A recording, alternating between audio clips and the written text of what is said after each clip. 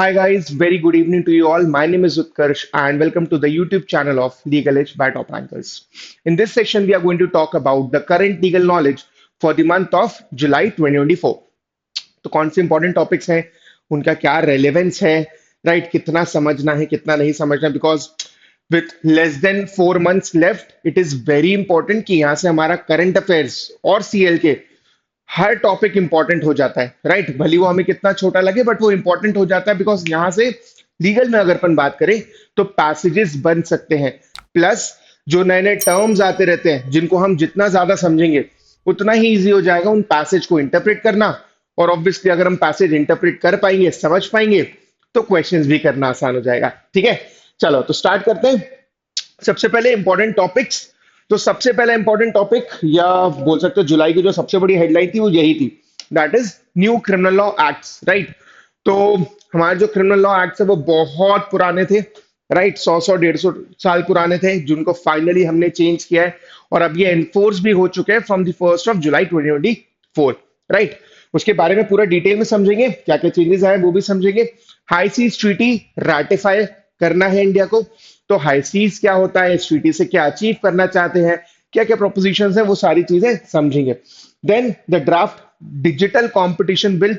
अब हमें पता है कि क्योंकि पूरी दुनिया ही डिजिटल होती जा रही है, अब एआई वगैरह भी आ गया है एंड हमारी पूरी शॉपिंग अब ऑफलाइन ना होते हुए ऑनलाइन ज्यादा होती है एंड बहुत सारी चीजें, ऑलमोस्ट सब कुछ डिजिटल है, राइट? इवन जो वीडियो ये भी इंटरनेट के थ्रू ही आप देख पा रहे होगे।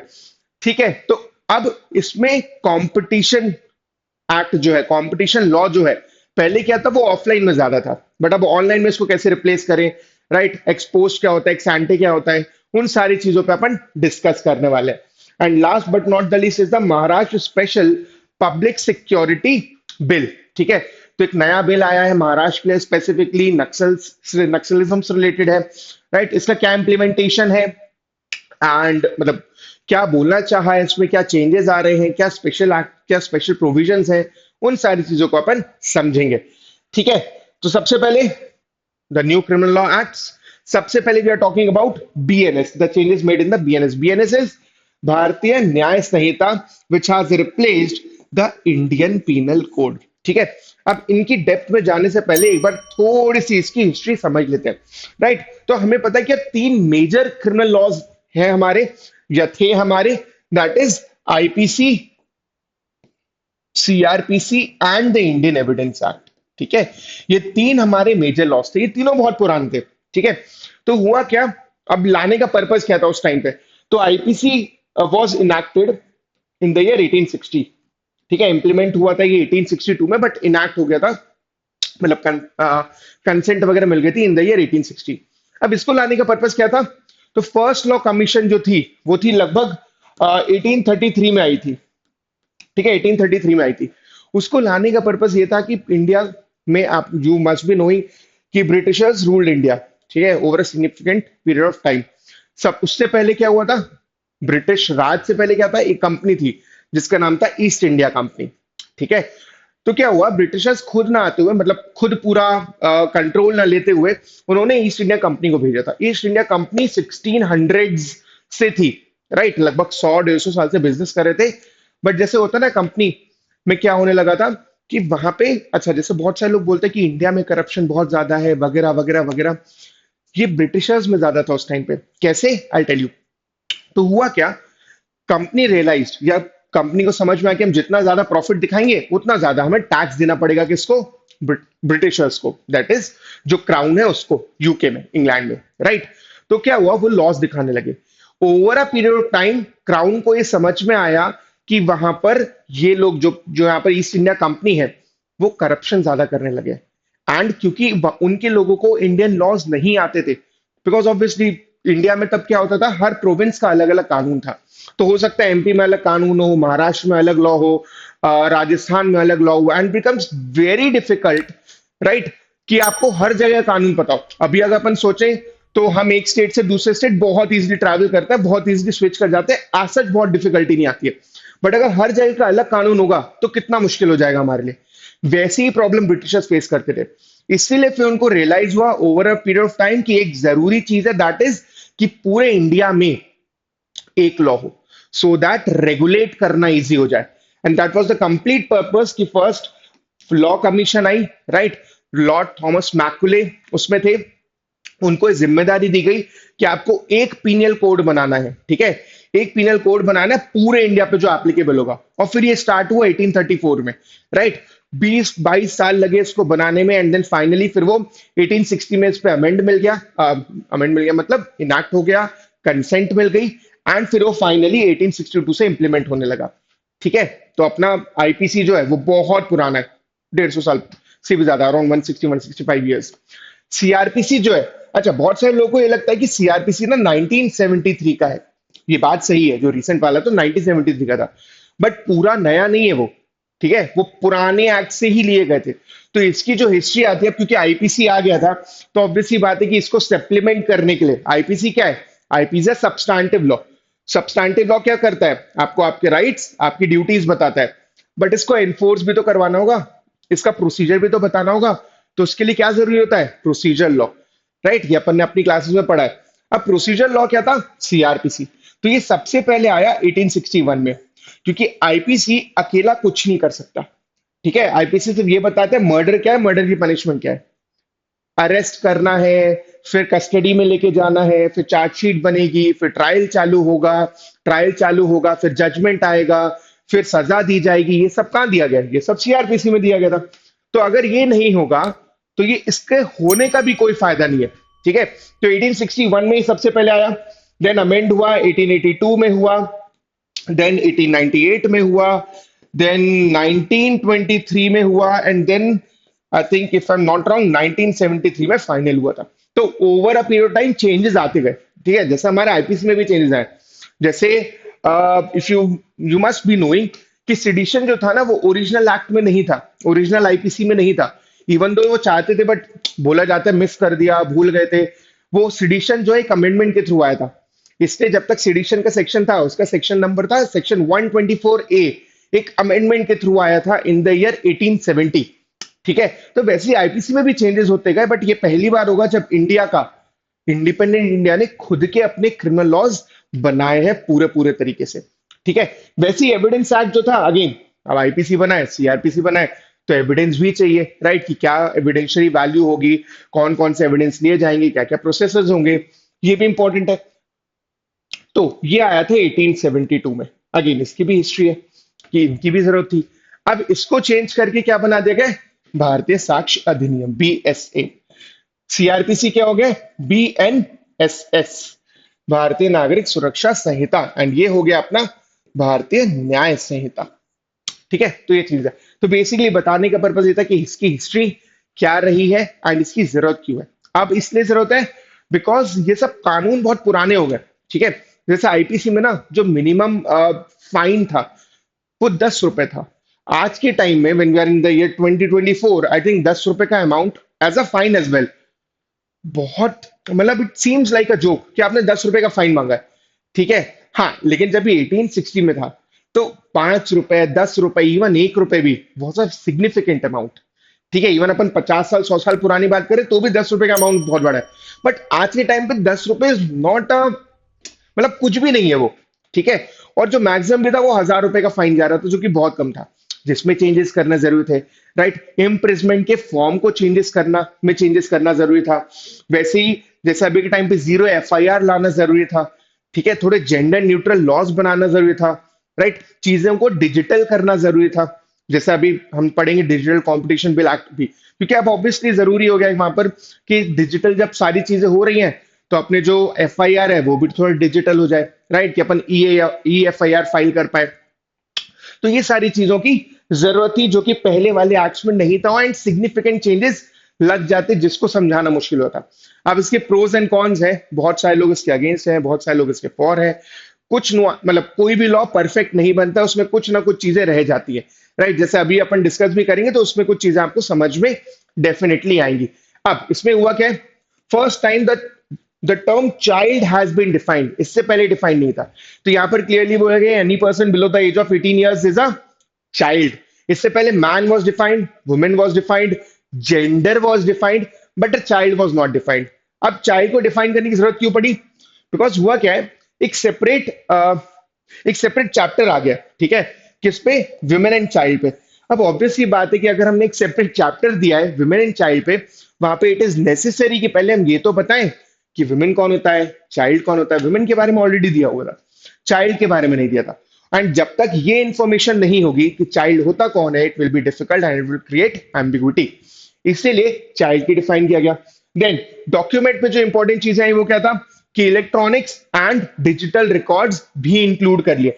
तो जो बाकी चीजें थी, जो पुरानी चीजें थी वो तो है ही, बट यहाँ पर डिजिटलाइजेशन थोड़ा कर लिया गया, राइट, कि इलेक्ट्रॉनिक्स और जो डिजिटल रिकॉर्ड्स होंगे वो भी इसमें इंक्लूड कर लिए, क्योंकि ऑब्वियसली इंपॉर्टेंट है। तो आपकी व्हाट्सएप चैट से लेकर ईमेल से, ये सारी चीजें डिजिटल रिकॉर्ड्स हैं, इन सारी चीजों की वैल्यू होनी चाहिए, राइट, जो कि आज से 50 साल पहले ना व्हाट्सएप था और ना मोबाइल फोन था और ना इतना इंटरनेट था जितना हम अभी यूज कर रहे होंगे, ठीक है, कुछ नहीं था इन सब में से। फाइन, बट अब व्हाट्सएप चैट इंपॉर्टेंट है, आजकल बहुत सारे लोग मेल्स फैक्स ये सारी चीजें यूज करते ही है, तो वहां पर उसकी भी एविडेंशियरी वैल्यू होना चाहिए, डॉक्यूमेंट में उसको भी इंक्लूड करना चाहिए, right. The term transgender has been defined, ठीक है। तो अपने आईपीसी में जेंडर टर्म दिया था, बीएनएस में भी दिया गया जेंडर, बट जेंडर में बोला गया था कि he means a man and a woman, दोनों चीजें मानी जाती थी, ठीक है। Man is a biological male, woman is a biological female, कोई दिक्कत नहीं है, मैन और वुमेन दोनों दिया गया था। इस बार बिकॉज ऑब्वियसली अब टाइम हो गया and we have recognised the third gender as well, तो वहां पर जरूरी होगा कि उनको भी दिया जाए, तो उनको भी वैल्यू मिले। तो यहाँ पर बेसिकली उनको रिकॉग्नाइज करते हुए बोला गया है कि ट्रांसजेंडर टर्म भी ऐड कर दिया गया, he also means transgender as well, क्योंकि हमारे आईपीसी में ना हर जगह ही शी इट ये सब नहीं लिखा है, हर जगह ही लिखा है, ठीक है। तो ही लिखा है, इसका मतलब होगा कि this also means for transgenders as well, for women as well. तो ऐसा नहीं कि ही का मतलब सिर्फ मेल ही होगा, ठीक है, he also includes women as well, transgender as well and obviously man, male as well, right. Then mandatory, अच्छा ये भी मतलब ट्रांसजेंडर टर्म भी डिफाइन किया गया। तो जब ये बताया ना कि मैन है, वुमेन है, ट्रांसजेंडर है, तो ये भी बताया गया कि ट्रांसजेंडर हमने टर्म कहां से लिया। तो ट्रांसजेंडर एक्ट था, उसमें जो डेफिनेशन दी गई ट्रांसजेंडर की वही सेम यहाँ यूज की जाएगी, ये भी बताया गया। नाउ मैंडेटरी मिनिमम पनिशमेंट दी गई है। तो इससे पहले क्या था, हर जगह ये बताया गया था up to 7 years, up to 10 years, up to 14 years, up to 3 years, कोई मिनिमम पनिशमेंट नहीं थी, मैक्सिमम देके रखा था। हाँ, ऊपर वाला बार था, नीचे वाला बार नहीं था। तो इस बार क्या किया उन्होंने, मैंडेटरी मिनिमम पनिशमेंट भी बताई है, दैट इज कि फ्रॉम 3 इयर्स टू 10 इयर्स। तो अब यहाँ पे क्या हुआ, मिनिमम भी है 3 इयर्स, मैक्सिमम भी है 10 इयर्स, राइट। तो मिनिमम बार क्रिएट कर दिया, क्योंकि जब मिनिमम बार नहीं होता, this can lead to description as well, right, कि हो सकता है एक इंसान को उसी के लिए 8 साल की सजा और 3 साल की हो, तो बहुत बड़ा डिफरेंस हो सकता है वहां पर, ठीक है। इसलिए मिनिमम भी बता दिया, मैक्सिमम बता दिया, उसके बीच में वो रेंज कर सकता है, ठीक है। Punishment for life imprisonment has been defined. तो देखो बहुत सारे लोगों को कंफ्यूजन होता है कि life imprisonment just means 14 years, right. ये कंफ्यूजन या एम्बिग्युइटी हमेशा से रही है, क्योंकि आईपीसी में भी एक जगह लिखा हुआ था कि life imprisonment means 20 years, but बहुत सारे लोगों को यह ध्यान नहीं है कि वो जो 20 इयर्स था उसका सिर्फ पर्पस था कैलकुलेशन के लिए, कि अगर आपको कभी कैलकुलेट करना होना, सिर्फ फाइन के पर्पस के लिए था वो, कि अगर आपको कभी कैलकुलेट करना होना तो लाइफ इंप्रिजमेंट का मतलब होगा 20 साल। इसका मतलब ये नहीं है कि लाइफ इंप्रिजमेंट में अगर किसी को सजा मिली है तो उसको 20 साल की सजा मिली है, ऐसा नहीं था। वो सिर्फ कैलकुलेशन के लिए पर्पस था। लाइफ इंप्रिजन का मतलब होता है कि जब तक आपका जीवन है, for the reminder of your life you will be imprisoned, ठीक है, आपका इम्प्रिजमेंट चलेगा for the reminder of life. अब ऐसा हो सकता है कि अगर आपका बिहेवियर अच्छा रहा है, आप अच्छे से बिहेव किए हो जेल टर्म में, then in that case probation of offenders act लगाकर या probation of offenders act use कर कर आपकी सजा थोड़ी सी कम कर दी जाए because of your good behaviour. But इसका मतलब ये नहीं है कि जनरल रूल ये हो गया कि लाइफ इम्प्रिजनमेंट मतलब 14 इयर्स होता है या 20 इयर्स होता है। उसका मतलब ये है कि it is for the reminder of a person life, ठीक है, जब तक जीवन है तब तक जेल है, ठीक है। और बाकी सेपरेट चैप्टर जो बनाया गया है वो तो बनाए गए फॉर वुमेन एंड चाइल्ड, दोनों कैटेगरीज के लिए, ठीक है। नेक्स्ट इज टेररिस्ट एक्ट, ठीक है। Terrorist act as a term define किया गया। अच्छा, सिडिशन हैज बीन रिमूव्ड, ठीक है, सिडिशन को रिमूव कर दिया गया।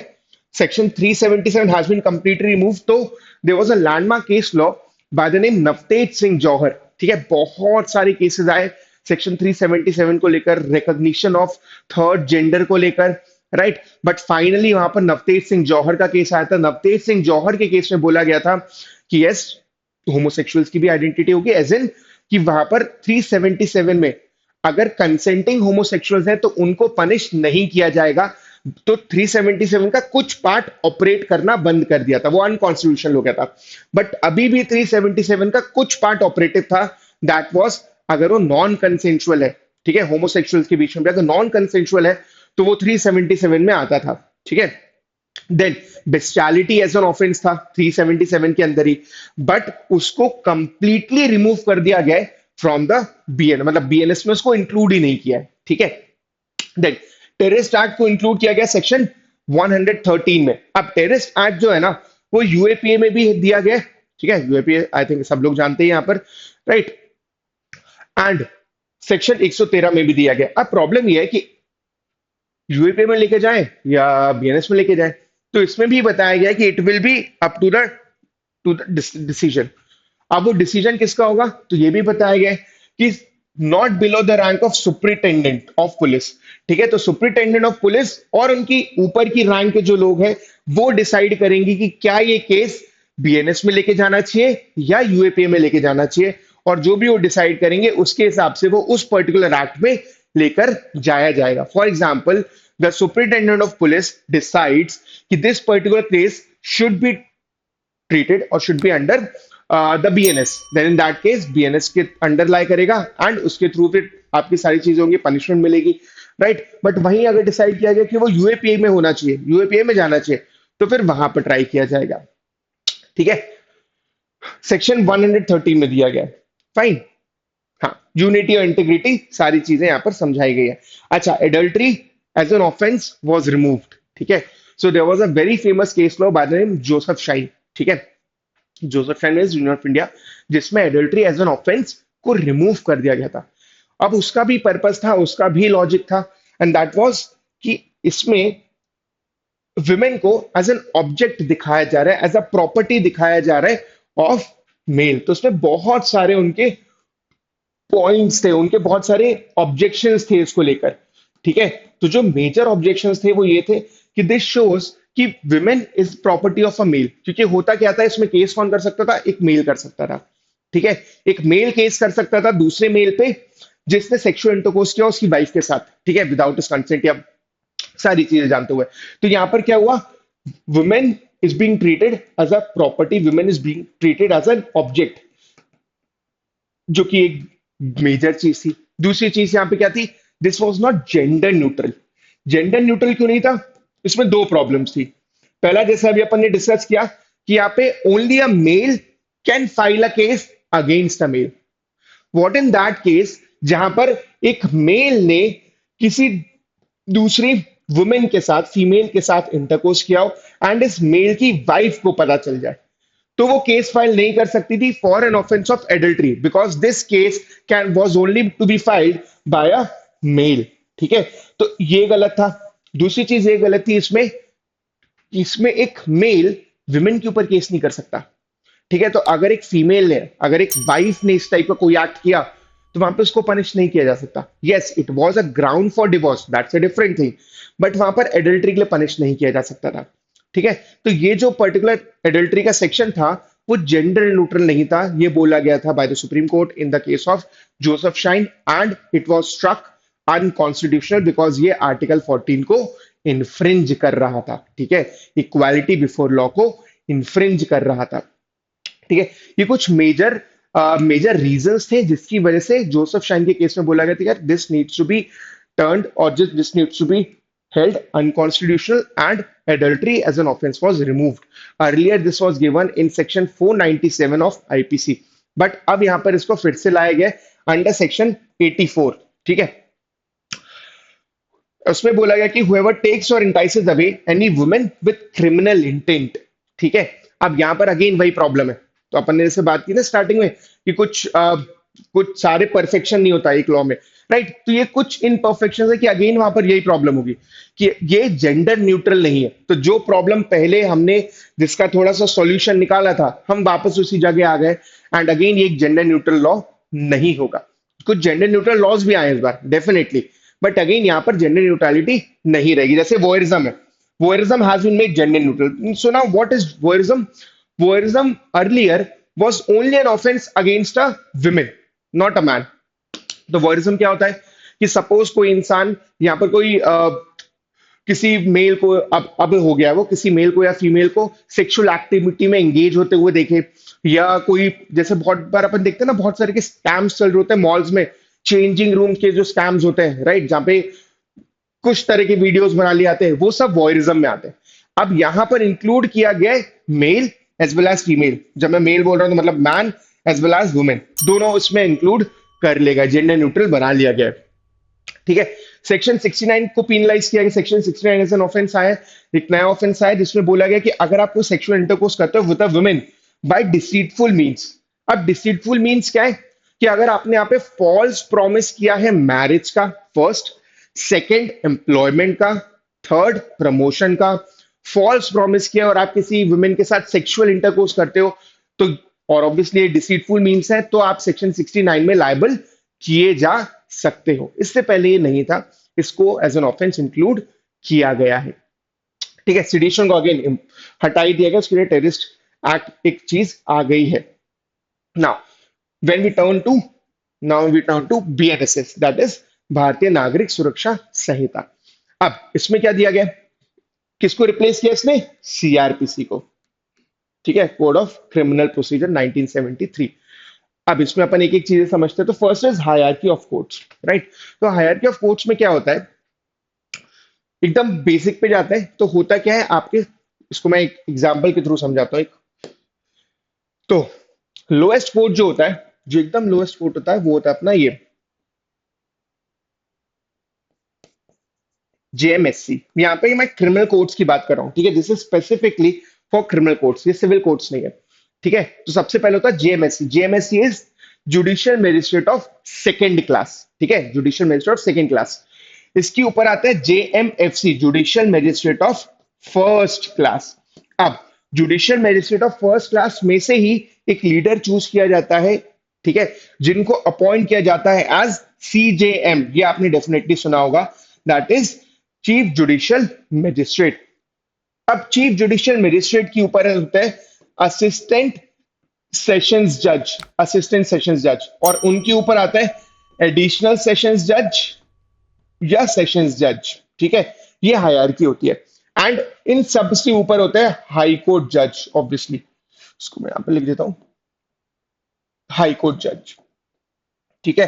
And according to criminal law अपना जो हाईएस्ट कोर्ट होता है वो होता है हाई कोर्ट। ठीक है, according to criminal law, right. तो ये हायरार्की होती है। अब इसमें क्या होता था, यहीं पर एक जगह होती थी which is known as metropolitan magistrate. तो मेट्रोपॉलिटन एरियाज में जेएमएफसी की जगह, जेएमएससी की जगह, वहां पर मेट्रोपॉलिटन टर्म या metropolitan magistrate as a term use किया जाता था। मेट्रोपॉलिटन मजिस्ट्रेट होते थे। यहां पर ये भी डिफाइन किया गया था कि मेट्रोपॉलिटन एरिया क्या होता है। तो मेट्रोपॉलिटन एरिया होता था ऐसा कोई भी एरिया जहां पर 1 मिलियन से ज्यादा की पॉपुलेशन है। ठीक है, जहां पर भी 1 मिलियन से ज्यादा की पॉपुलेशन है वो मेट्रोपॉलिटन एरिया होता था। और जहां मेट्रोपॉलिटन एरिया है वहां के मजिस्ट्रेट को हम क्या बोलते थे? Metropolitan magistrate. ठीक है, जो सारी चीजें दी गई थी। अब नए बीएनएसएस में, राइट, हायरार्की ऑफ कोर्ट में मेट्रोपॉलिटन मजिस्ट्रेट के प्रोविजन को रिमूव भी कर दिया गया। रीजन भी, ये जब आया था 30 40 50 साल पहले, उस पर्टिकुलर पॉइंट ऑफ टाइम पे ये फिर भी सेंस बनाता था कि 1 मिलियन। अब हमें पता है कि जो हमारी पॉपुलेशन है वो वैसी भी बहुत ज्यादा है, राइट। तो कई सारी जगह हैं जहां पर 1 मिलियन के ऊपर चला जाता होगा। तो बहुत सारी जगह मेट्रोपॉलिटन एरिया आने लगा है, मेट्रोपॉलिटन एरिया बनने लगा है, राइट। तो उससे बेटर कि हम जनरल रूल ही मान लें कि मेट्रोपॉलिटन मजिस्ट्रेट को ही हटा दिया और हर जगह जेएमएससी जेएमएफसी को ही यूज करने लगे हैं। नाउ बीएनएसएस जो है वो अलाउ करता है 15 दिन ऑफ पुलिस कस्टडी। ये पहले भी था। तो सीआरपीसी में भी 15 days of judicial custody, sorry 15 days of police custody था, right. 15 days of police custody था। बट होता क्या था, इससे पहले बोला गया था इन डिफरेंट केसेस कि जो पुलिस कस्टडी है वो अरेस्ट के स्टार्टिंग के 15 दिन में ही हो जाना चाहिए। मतलब एक इंसान को आज ऑन द 11 ऑगस्ट को अगर अरेस्ट किया गया है, तो यहां से 15 दिन जो होंगे ना, इसी ड्यूरेशन में उसकी पुलिस कस्टडी हो जाए, उसके बाद उसकी पुलिस कस्टडी नहीं होगी। उसके बाद उसकी जुडिशियल कस्टडी हो सकती है, बट पुलिस कस्टडी नहीं होगी। ऐसा बहुत सारे केसेस में बोला गया है। जो सबसे लैंडमार्क केस में था वो था सीबीआई वर्सेस जे कुलकर्णी का, राइट, जहां पर ये बोला गया था फाइन कि जो शुरू के 15 दिन है इसमें पुलिस कस्टडी लेनी है तो दी जा सकती है, अदरवाइज इसके बाद नहीं होगा। बट यहां पर एक चेंज आया है, और यहां पर क्या बोला है कि 15 दिन की पुलिस कस्टडी होगी, बट ये कब हो सकती है? शुरू के 40 दिन या 60 दिन में, इन द केसेस ऑफ 60 और 90 days of period of judicial custody. अब हो सकता है पॉइंट समझ में ना आए, इसको डिटेल में समझेंगे, आराम से समझेंगे। तो होता क्या है कि दो तरह की कस्टडी होती है, एक होता है पुलिस कस्टडी और एक होता है जुडिशियल कस्टडी। ठीक है, पुलिस कस्टडी बोले तो पुलिस के साथ रहना है, पुलिस लॉकअप में, पुलिस अपनी कस्टडी में रखती है।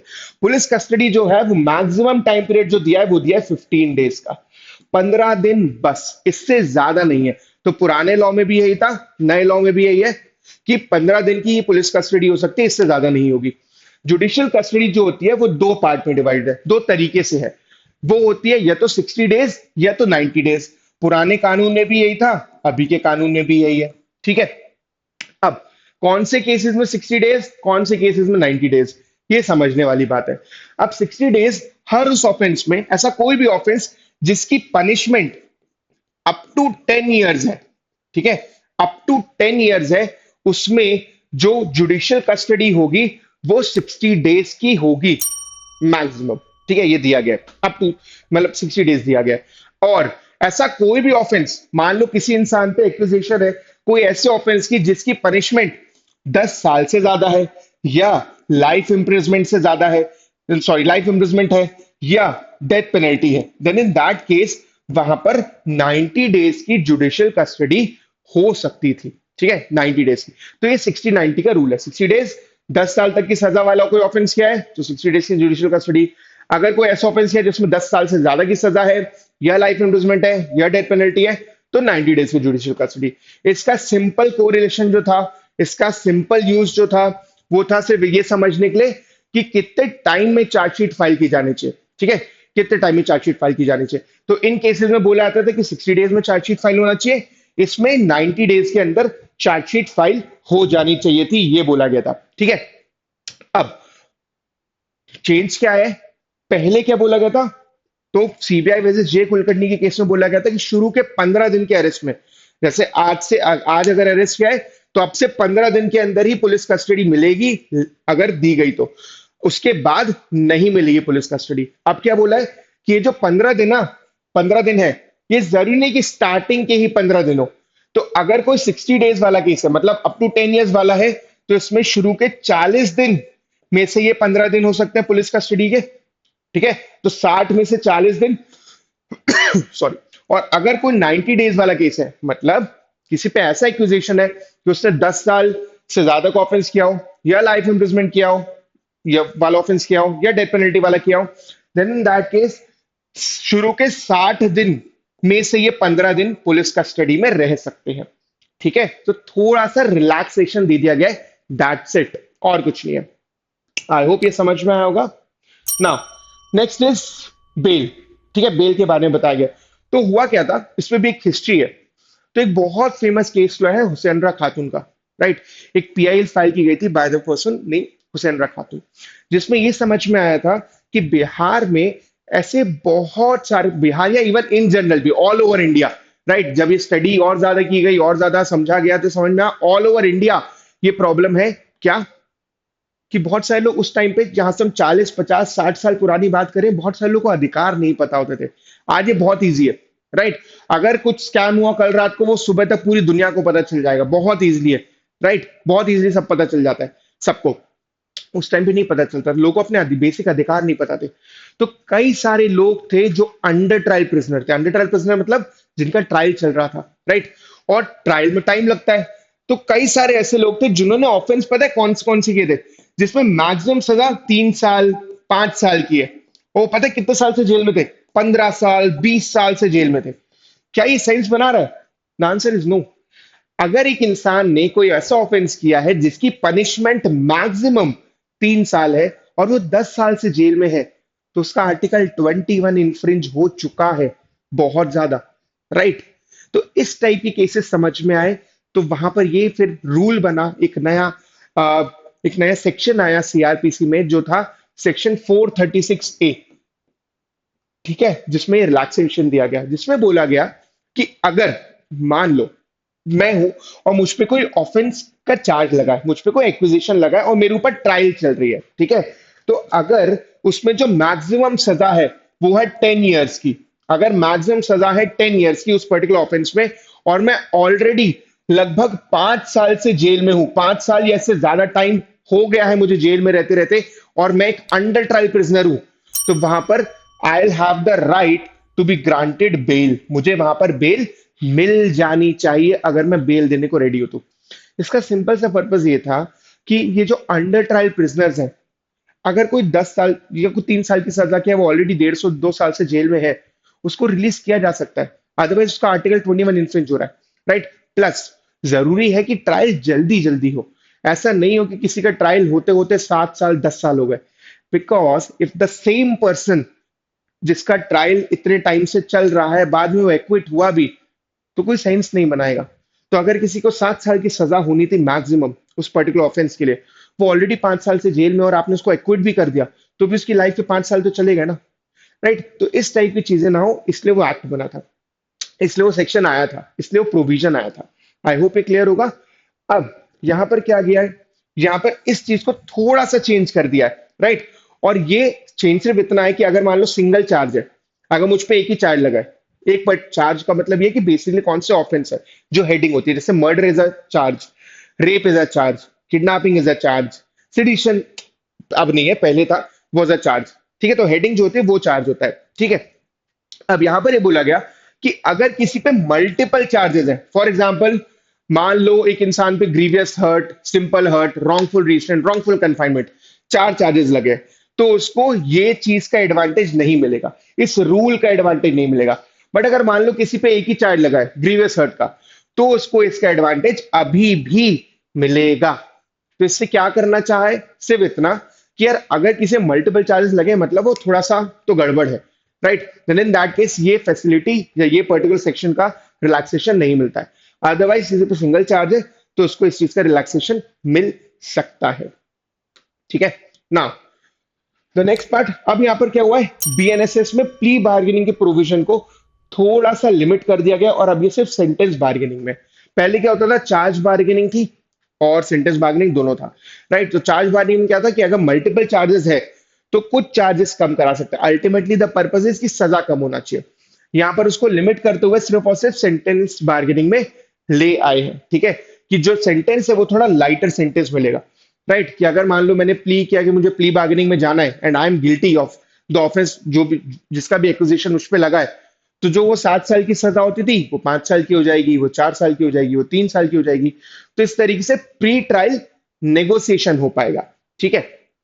अब यहां पर एक चीज और बोली गई है, ठीक है, यहां पर क्या बोला गया है कि अगर आपको प्ली बार्गेनिंग, अच्छा 30 डेज वाला पॉइंट मिसिंग है, इसको लिख लेना, कि अक्यूज जो है उसको एप्लीकेशन देने की पड़ेगी प्ली बार्गेनिंग के with in 30 days of the framing of charge, right. तो जब चार्ज फ्रेम होगा ना, उसके 30 डेज के अंदर अंदर, ठीक है, जैसे फ्रेम चार्ज हुआ, चार्ज फ्रेम हुआ, उसके 30 डेज के अंदर अंदर आपको प्ली बार्गेनिंग की एप्लीकेशन देनी पड़ेगी। इसका पर्पज अगेन वही है, कोर्ट का टाइम वेस्ट ना हो। तो अगर चार्ज फ्रेम हो गया है और मैं चाहता हूं कि मैं प्ली बार्गेनिंग वहां पर लूं, right, then in that case वहां पर जल्दी से जल्दी प्ली बार्गेनिंग की एप्लीकेशन आ जाए, सो दैट कोर्ट का टाइम वेस्ट ना हो। That's the complete purpose of this, ठीक है। Then there is also provision for zero FIR has been provided, ठीक है। तो जीरो एफआईआर का भी प्रोविजन दिया गया है, जिसमें यह बोला गया कि आप ई एफआईआर फाइल कर सकते हो इररिस्पेक्टिव ऑफ द जुरिस्डिक्शन, जहां पर केस फाइल करना है कर दो आप, कोई प्रॉब्लम नहीं है। बट एक चीज बोली गई है कि अगर आप ई एफआईआर फाइल करते हो, तो आपने जब भी एफआईआर फाइल किया है उसके विद इन 3 डेज के अंदर अंदर, 3 डेज के अंदर अंदर आपको पुलिस स्टेशन जाकर साइन जरूर करना होगा, राइट। इसका सिर्फ पर्पज ये होता है कि ऑथेंटिसिटी आ जाए, एंड वहां पर जब ये as a document in the court of law use किया जाए, देन इन दैट केस को ये ना बोले कि मैंने तो यूं ही एफआईआर फाइल कर दी थी। तो अगर आपने वहां पे सिग्नेचर किए हैं तो एक ऑथेंटिसिटी आ जाती है। इसलिए बोला गया है कि जब भी आप ई एफआईआर फाइल करो, उसके 3 दिन के अंदर अंदर आपने जाकर पुलिस स्टेशन में जाकर उस एफआईआर पे साइन कर देना है। That's it. ये पर्टिकुलर टाइम पीरियड दिया गया है, तीन तीन दिन का। विद इन 3 डेज में करना है। Now the next topic is India to ratify the high seas treaty. तो अब इससे करना क्या चाहते हैं, राइट? गोल क्या है? Goal is to protect the marine diversity. ठीक है, मरीन डाइवर्सिटी। अब समझो हाई सीज होता क्या है। इससे पहले ना, सबसे पहले ये समझो, ठीक है, इस डायग्राम को समझते हैं सो दैट थोड़ा सा कॉन्सेप्चुअल क्लैरिटी आए, राइट? तो ये कोई भी नेशन हो गया, उसका टेरिटोरियल लैंड हो गया, उसमें कोई प्रॉब्लम नहीं है। ये हो गया टेरिटोरियल सी, जो कि 12 नॉटिकल माइल्स तक होता है टेरिटोरियल सी। अब ये आपका जोन है, मतलब इंडिया के लैंड से जो भी 12 नॉटिकल माइल्स होगा ना, वो इंडिया का ही एक्सटेंडेड वर्जन माना जाता है, इंडिया का एक्सटेंडेड लैंड माना जाता है। तो इस पर्टिकुलर एरिया में पूरा पूरा इंडिया का ही कानून चलेगा, और यहाँ पर कोई भी आया वो इंडियन लॉ के ही अंडर ट्राई किया जा सकता है, और कुछ भी होगा इंडिया इसको प्रोटेक्ट कर सकता है। मैं इंडिया का एग्जांपल यहाँ पे ले रहा हूँ, ठीक है। उसके बाद जो होता है, ठीक है, वो होता है एक्सक्लूसिव इकोनॉमिक जोन। इसमें सिर्फ इंडिया ही अपनी एक्टिविटी कर सकती है इस इकोनॉमिक जोन में, और कोई इसको यूज नहीं करेगा। इसके बाद आता है हाई सीज। अब ये जो एरिया है ना, ये नो मैन्स लैंड है। नो मैन्स लैंड का मतलब ये है कि यहाँ पर किसी का कानून नहीं है। और प्रॉब्लम क्या होती है, जब किसी का कानून नहीं है ना, तो उसको हर तरीके से यूज किया जाता है। रिसोर्सेज हो सकता है एक पर्टिकुलर टाइम बाद खत्म ही हो जाए, राइट? क्यों? क्योंकि उसका एक्सप्लॉइटेशन होने लगता है, बिकॉज किसी का कानून नहीं चलता यहाँ पर। तो कई बार हाई सीज पे लड़ाई भी हो जाती है। ठीक है, तो टेरिटोरियल सी एकदम अपना ही एरिया है, शुरू के 12 नॉटिकल माइल्स। उसके बाद चालू होता है एक्सक्लूसिव इकोनॉमिक जोन, ये अपना ही जोन है, right? And then there is the high seas, जहां पर किसी का भी कानून नहीं चलता है, किसी का भी कोई, किसी का भी एरिया नहीं है वो, किसी का भी लैंड नहीं, किसी का भी सी नहीं है बेसिकली वो। ठीक है ना?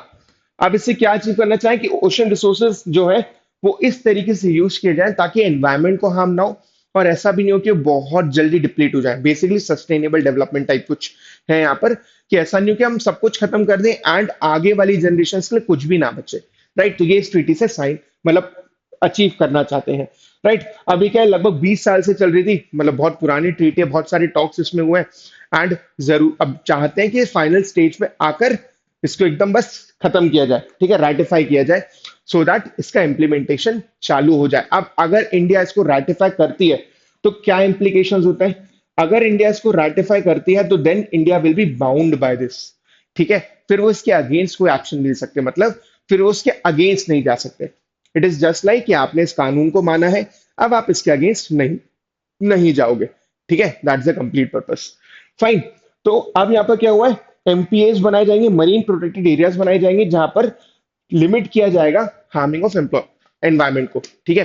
कि जो एरियाज है वहां पर जो एमपीएस होते हैं ना, मरीन प्रोटेक्टेड एरियाज, वहां पे जो एक्टिविटीज है बहुत लिमिटेड होती है, राइट? सो दैट अगेन वो जो हमारी मरीन डाइवर्सिटी बायोडाइवर्सिटी है वो खत्म ना हो, एनिमल्स जो है उनको प्रॉब्लम ना हो, राइट? लिविंग क्रिएचर्स जो है under the sea, under the water, उनको प्रॉब्लम ना हो, इन सारी चीजों को समझा जाता है। देन मेकिंग ईआईए, ठीक है। ईआईए क्या होता है? एनवायरमेंटल इम्पैक्ट असेसमेंट, बेसिकली एक तरह से स्वॉट एनालिसिस की तरह। जितने भी लोग कॉमर्स पढ़े हैं उन सबको पता होगा स्वॉट एनालिसिस क्या होता है। ये वही है एक तरह से, ठीक है। तो इसमें क्या होता है, इसमें क्या होता है कि इसे बताना चाहा है कि क्या मेजर अच्छा और बुरा है इसमें, right? That's the complete process, कि अगर आप ये एक्टिविटी करते हो तो उससे क्या फायदा, क्या नुकसान होगा, ये सारी चीजें हम समझने की कोशिश करते हैं बिफोर द एक्चुअल डिप्लीशन, ठीक है। तो हम कोई भी एक्टिविटी करेंगे उसके पहले उसका ईआईए करेंगे कि इससे क्या हार्म हो सकता है, और अगर हार्म हो सकता है तो हम उससे कैसे बच सकते हैं, एंड अगर नहीं बच सकते तो उस एक्टिविटी को ही रिस्ट्रिक्ट कर दिया या नहीं किया, ठीक है। That's the complete process. ये प्रीएम्प्टिव होता है एक तरह से, ठीक। नाउ ये अपन ने ऑलरेडी समझ लिया। So the next topic is draft digital competition bill.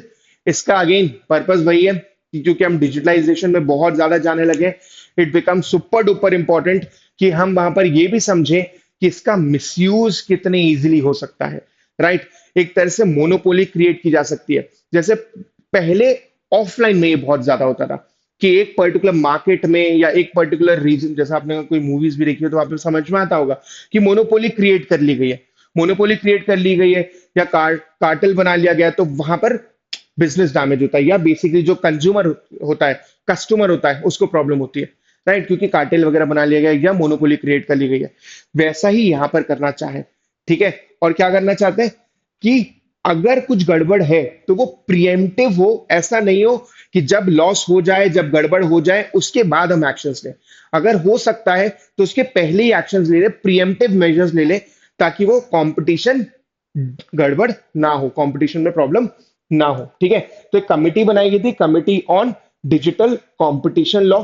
इसका पर्पस ये था कि क्या सेपरेट लॉ बनना चाहिए कि नहीं on competition digital markets, right.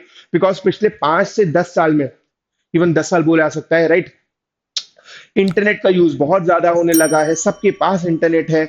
दिन में कम से कम हम 2 से 3 घंटे मिनिमम इंटरनेट यूज कर रहे होते हैं, एंड हमारे यूसेज की वजह से आपने कई बार देखा होगा एड्स आते हैं, ठीक है। इवन यूज करना छोड़ो, अगर अपन बात भी कर रहे हैं किसी चीज के बारे में, बात करके देखना, और कोई पर्टिकुलर चीज आप बोलोगे, डिस्कशन हो रहा होगा, थोड़ी देर बाद आप देखोगे उसका ऐड आने लगेगा उस पर्टिकुलर चीज का।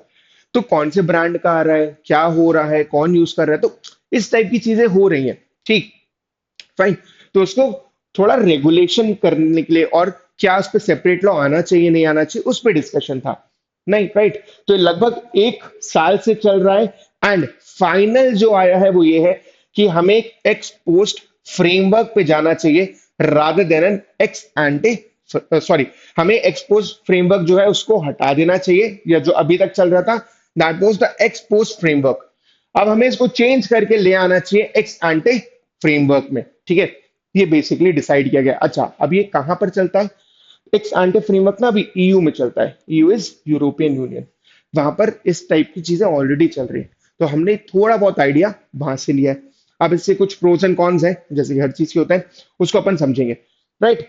अब सबसे पहले समझना जरूरी है कि एक्सपोस्ट वर्सेस एक्स एंटे होता क्या है एग्जैक्टली exactly। तो अभी तक क्या होता था, हम एक्सपोस्ट फ्रेमवर्क में थे। इसका मतलब ये कि अगर मान लो कोई एक्टिविटी चल रही है, राइट, एक पर्टिकुलर एक्टिविटी चल रही है, हुआ काम, सारी चीजें हुई, अब जब गड़बड़ हो जाएगी, ठीक है, जब वो मोनोपोली क्रिएट हो जाएगी, जब वो कंपटीशन का ब्रीच हो जाएगा, उसके बाद हम एक्शन लेंगे, दैट इज एक्सपोस्ट, ठीक है, एक्ट होने के बाद। एक्स एंटे का मतलब ये होता है कि हम यहाँ पर प्रिएम्प्ट कर रहे हैं कि ऐसा कुछ हो सकता है, और जब हमें लगेगा कि ऐसा कुछ हो सकता है, तो उस पर्टिकुलर चीज के होने के पहले ही हम इसको रोक लेंगे, ठीक है। तो प्रिवेंटिव एक्शंस लिए जाएंगे यहाँ पर, that's the complete purpose of x एंटे framework, जो अब लाने की बात चल रही है। अभी तक क्या था, एक्सपोज था।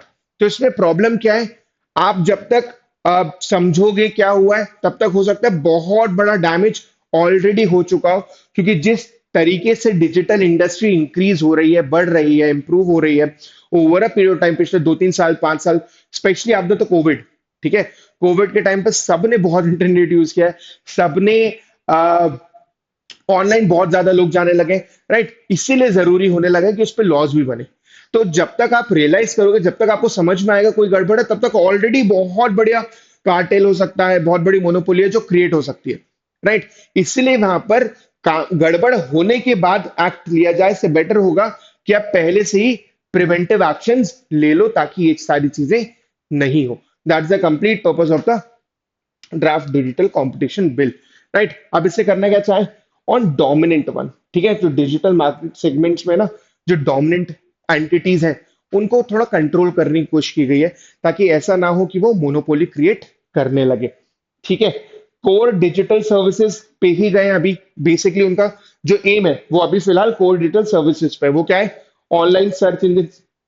अब आपको पता है ऑनलाइन सर्च इंजन में बड़े बड़े कौन है, मतलब एज एन जिनकी वैल्यू बहुत ज्यादा है, one is Google, right. Google पे सब सर्च करते हैं, बहुत बड़े सर्च इंजन है, जो भी आप सर्च करते हो आपको समझ में आता होगा, थोड़े टाइम पे वो रिफ्लेक्ट करने लगता है, ठीक है।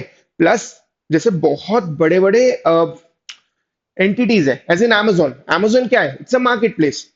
Amazon कुछ ऐसा नहीं है कि वो खुद अपने प्रोडक्ट्स भी बनाते हैं, अब वो बनाने लगे, फ्लिपकार्ट भी बनाने लगा, वैसे आपने देखा होगा। बट ये एक मार्केट प्लेस है जहां पर हर तरह का सेलर जा सकता है, हर तरह की कंपनी यहाँ पर अपने प्रोडक्ट्स बेच सकती है। तो वहां पर एक प्रॉब्लम क्या होने लगी है कि कहीं ऐसा ना हो कि फ्लिपकार्ट जो है या अमेजोन जो है ये अपने products, and you all must be knowing कि अगर आपने कुछ सर्च किया, शुरू के 5-10 सर्चेस में यू डिसाइड कि क्या लेना है क्या नहीं लेना है। जनरली ज्यादातर लोगों में ऐसा होता है, बहुत कम होते हैं जो एकदम ही नीचे तक स्क्रॉल करते हैं, राइट। तो आप उसमें डिसाइड करें, तो जो ऊपर आते हैं उसमें क्या उन कंपनी से एक्स्ट्रा अमाउंट लिया जा रहा है, ऐसा तो नहीं है।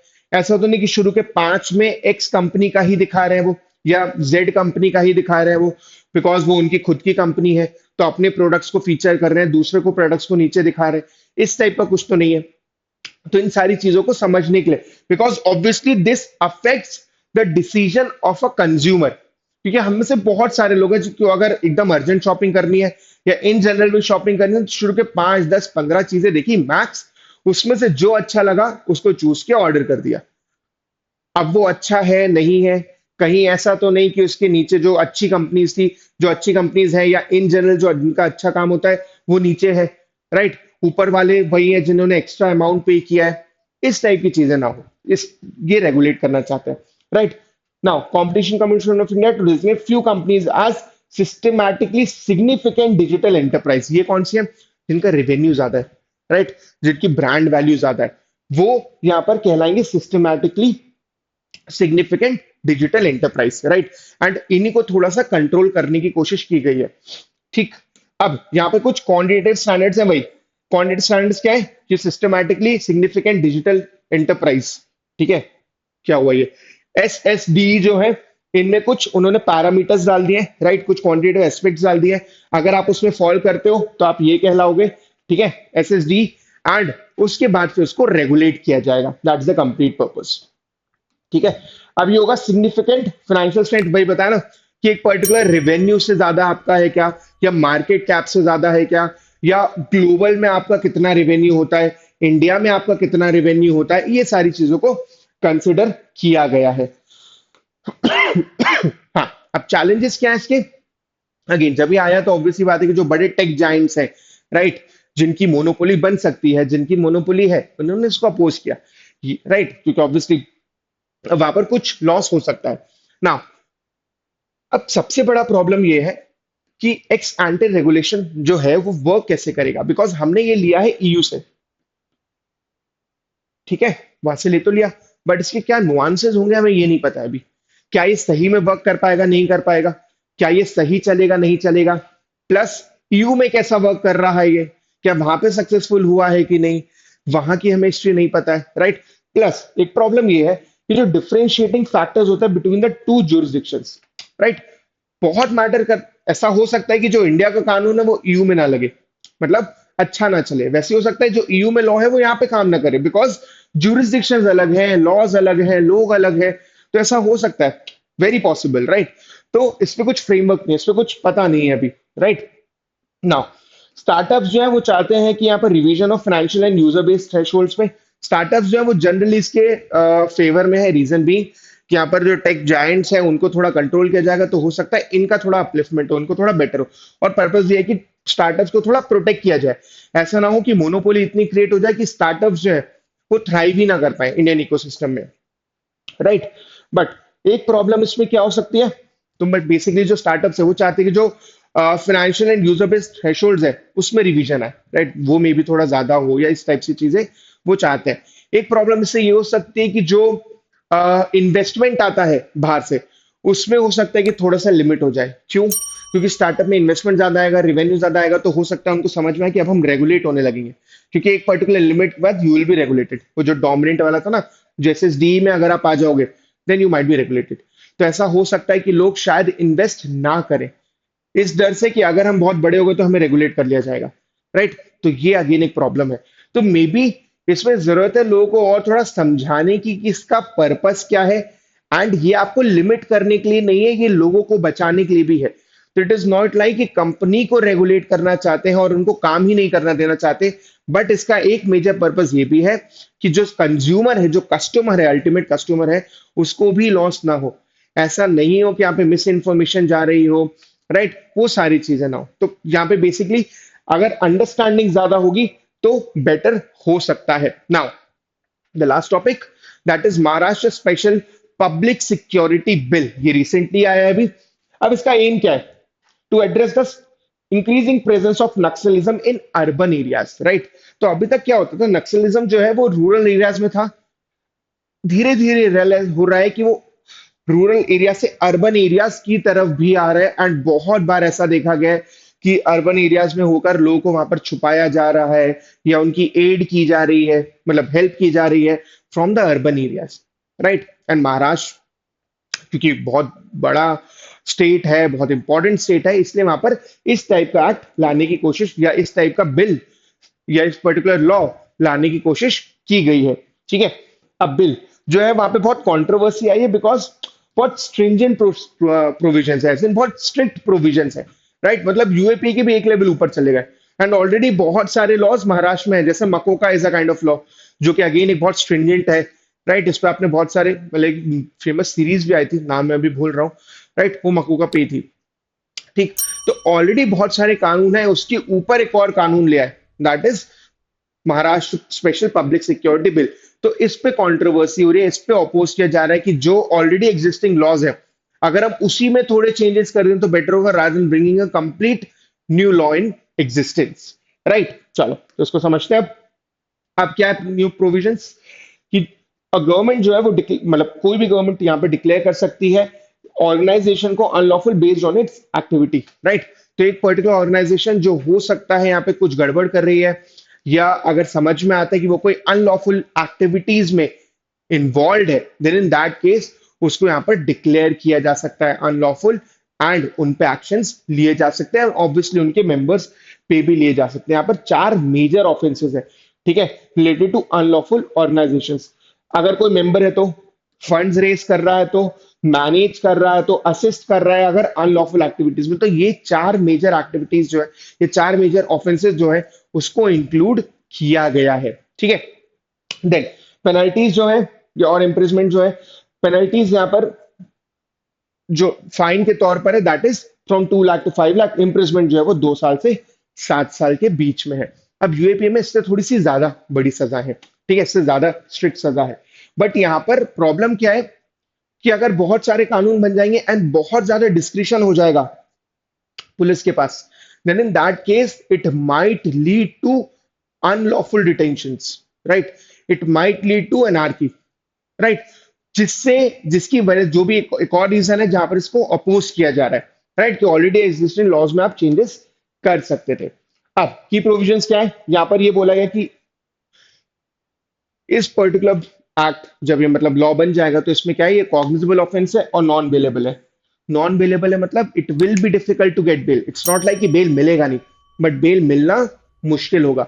एंड क्योंकि कॉग्निजेबल और ऑफेंस है तो किसी को भी जिसपे भी एक्विजिशन होगा उसको अरेस्ट कर लेंगे even without a warrant, and without taking the permission of the magistrate वहां पर इन्वेस्टिगेशन चालू कर दी जाएगी, राइट।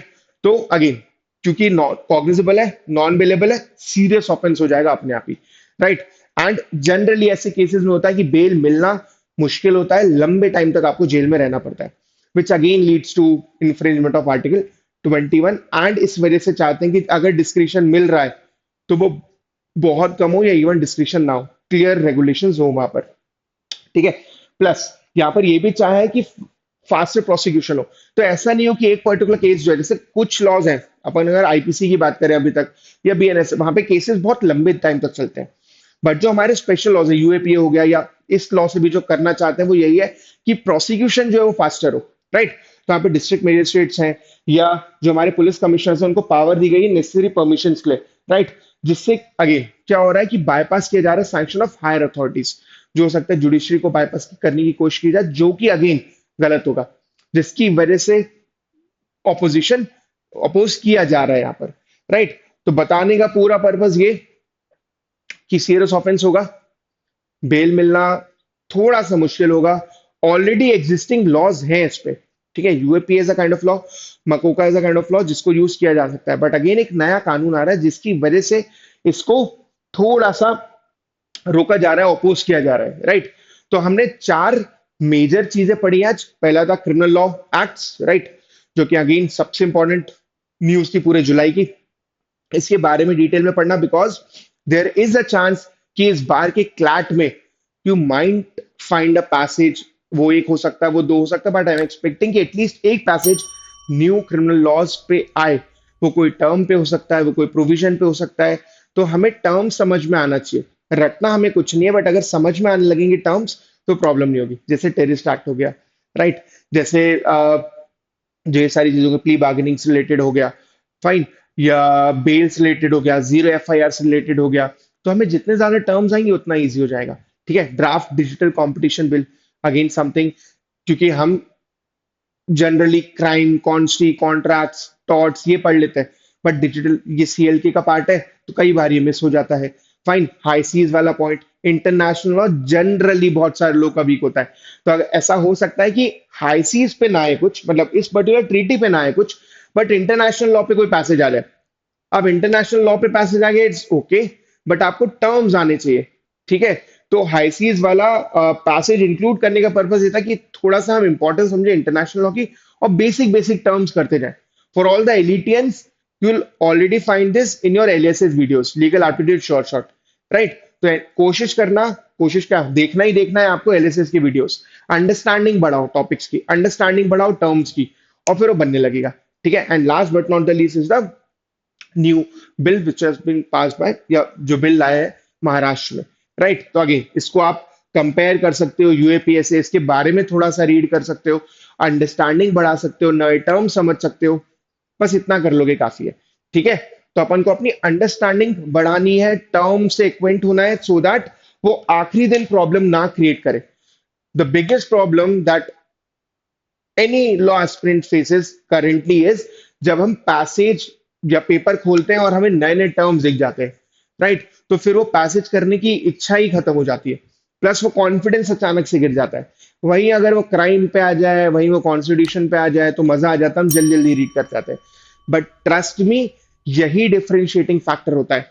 ठीक है, क्राइम, कॉन्स्टी, कॉन्ट्रैक्ट्स, टॉर्ट्स ये सब कर लेंगे, बट जो कुछ लोग नहीं कर पाएंगे, वही हमें आना चाहिए, तभी रैंक बनेगी। ठीक है, and this is a competitive examination. You have to understand कि वो एज कहाँ से मिलेगा। वो क्यूटी में से मिल सकता है, वो जीके से मिलता है, कई बार जंप वो सीएलके से भी मिल सकता है। तो रीड करो, समझो टर्म्स, रटना नहीं है, याद नहीं करना है, सिर्फ समझने की कोशिश करना है। That will be it from my side. Thank you so much and stay safe.